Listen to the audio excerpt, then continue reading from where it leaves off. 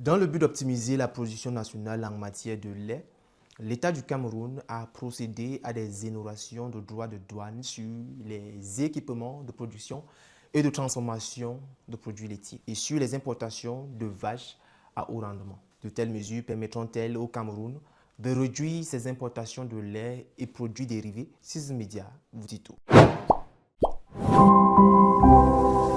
Au Cameroun, le paradoxe est saisissant. Avec un cheptel laitier estimé à plus de 2,3 millions de têtes, le plus important d'Afrique centrale, le pays importe pourtant chaque année entre 75 et 80 milliards de francs CFA de lait et produits dérivés. Malgré une production locale estimée en 2024 entre 170 et 180 000 tonnes par an, la demande nationale, quant à elle, dépasse les 300 000 tonnes. Un déficit plus qu'important. Mais pourquoi cette dépendance persistante? Eh bien, les raisons sont multiples. D'abord, la faible productivité des races locales. Une vache traditionnelle produit rarement plus de 5 à 10 litres de lait par jour, contre 20 à 30 litres pour des races améliorées comme la Montbéliarde. Depuis 1974, le pays s'emploie à acquérir des races bovines améliorées qui sont croisées avec les races locales, ceci dans le but de booster la production. L'État a d'ailleurs procédé en septembre 2025 à l'inauguration du nouveau centre d'élevage à Wakwa dans la région de l'Adamawa, avec une capacité annuelle de 500 doses de semences et 300 embryons,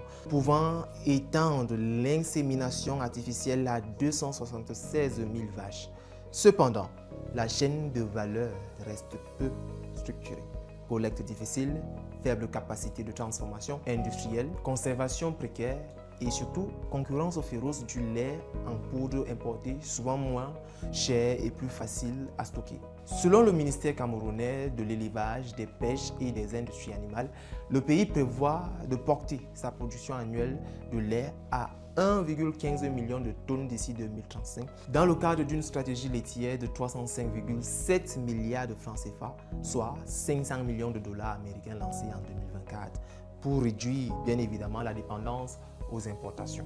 Notons que le développement de la filière laitière locale implique non seulement de réduire la facture des importations, de booster la création d'emplois en zone rurale, mais aussi de renforcer la souveraineté alimentaire du Cameroun. La stratégie s'appuie sur des initiatives antérieures, notamment l'importation de 495 génisses de Montbéliarde dans le cadre du projet Prodel, destiné bien évidemment à améliorer les rendements. Une initiative qui, selon les autorités, a fait progresser la production de 2% en 2023.